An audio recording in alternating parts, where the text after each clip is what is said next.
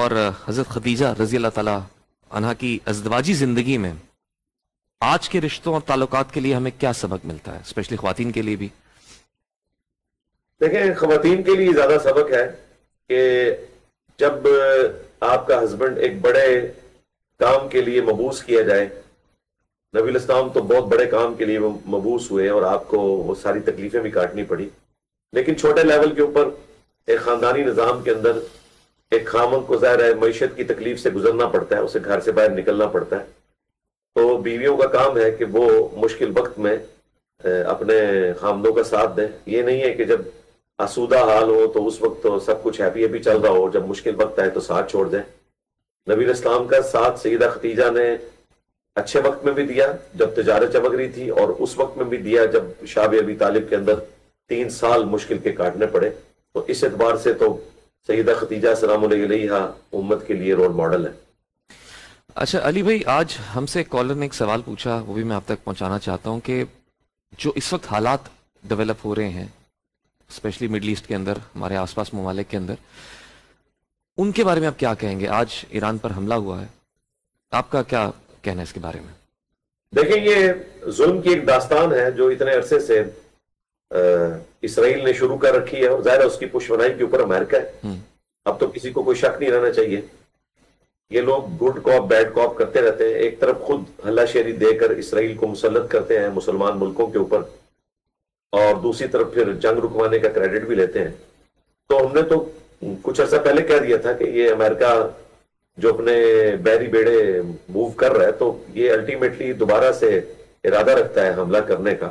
ظاہر ہے پہلے انہوں نے ہمارے کئی ملک ہڑپ کر دیے، اس میں آپ دیکھ لیں ٹاپ آف لسٹ عراق کی مثال آپ کے سامنے ہے، بالکل شام کی مثال آپ کے سامنے ہے، اس کے بعد افغانستان کو بھی کھنڈر بنا دیا، اور اب ایران کے درپے ہیں.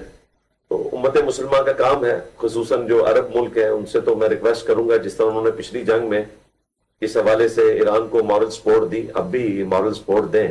اور اگر ایران جوابی کارروائی کے طور پر عرب ملکوں میں امریکن اڈوں کو نشانہ بنا رہا ہے تو ان حملوں کو عرب ملکوں پہ حملہ تصور نہ کیا جائے. بیسیکلی ظاہر ہے کہ امریکہ تو اتنی دور بیٹھا ہے، اسے ایک نیچرل اس اعتبار سے بیریئر بھی حاصل ہے کہ وہاں کوئی دوسرا ملک اتنی آسانی سے پہنچ نہیں سکتا. تو ظاہر ہے ایران نے جب بدلہ لینا ہے تو وہ قطر میں جو اڈے ہیں، بحرین میں جو اڈے ہیں، انہی پہ حملہ کرے گا. تو اس کو مسلمان کا مسلمان پہ حملہ تصور نہ کیا جائے. ہماری مورل سپورٹ ہر اعتبار سے مسلمان ہونے کی حیثیت سے ایران کے ساتھ ہے اور ہونی چاہیے، اور ہماری حکومت بھی پہلے بھی ایران کو سپورٹ کر رہی تھی. اور ایران کے لیے بھی درس عبرت ہے کہ ایران نے بھی اپنے پورے ٹینور میں ہمیشہ انڈیا کا ساتھ دیا پاکستان کے مقابلے پہ، سوائے ایک ایشو کے کہ کشمیر کاز میں ہمیشہ ایران نے پاکستان کو سپورٹ کیا، لیکن باقی سارے معاملات میں انڈیا کی سپورٹ پہ رہا. اور آج دیکھیں انڈیا اسرائیل کے ساتھ مل کے بالکل ایران کو اس تکلیف سے گزار رہے. ظاہر ہے ان کی مورل سپورٹ اسرائیل کے ساتھ ہے. تو میرا خیال ہے ایران کو سمجھ آ جانی چاہیے، پچھلی جنگ میں بھی ان کو سمجھ آئی اور اس جنگ میں بھی، کہ اگر اس خطے میں کوئی ان کو سپورٹ کرے گا مورلی ہر اعتبار سے تو وہ صرف پاکستان ہے.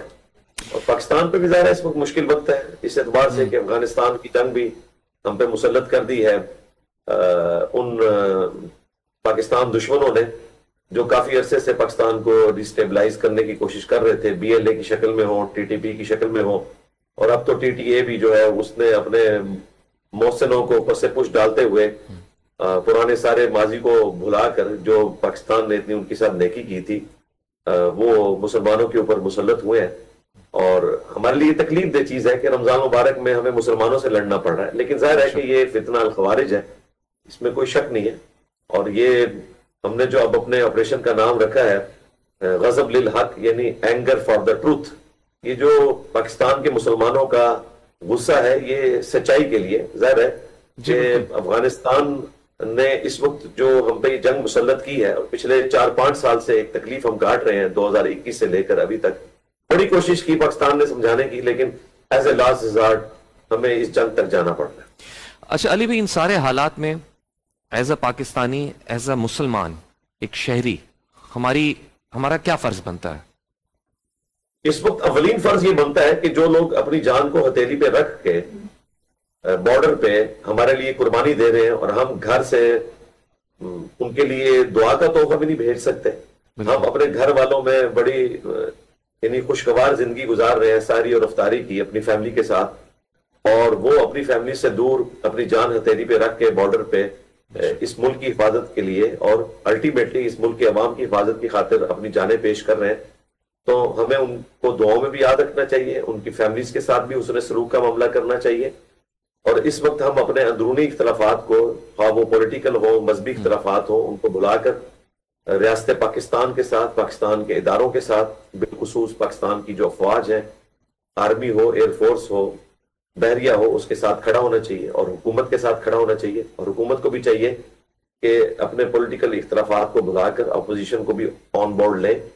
और पाकिस्तान की अवाम को चाहिए कि वो चंद गुमराह उन यूट्यूबर्स भगोड़े जो यहाँ से भागे हुए हैं और वो हराम के डॉलर कमाने के चक्कर में पाकिस्तान की अवाम को इंडिया पाकिस्तान की जंग में भी गुमराह कुन खबरें देते रहे। और वो तो लगता ऐसा था कि जैसा कि इंडिया के साथ खड़े हुए।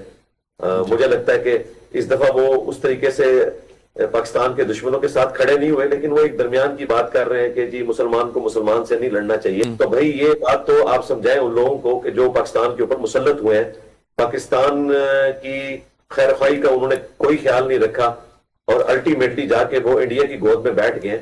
तो हमें तो बुखारी और मुस्लिम की वो हदीस याद आती हैं जो ख्वारिज की निशानियां हैं कि मुसलमानों को कत्ल करेंगे और बुत परस्तों के साथ वो दोस्तियां गांठेंगे और उनको छोड़ देंगे। और हमने तो देखा है कि कश्मीर काज में भी इन अफगानिस्तान के तालिबान ने हमारा साथ देने की बजाय इंडिया का साथ दिया।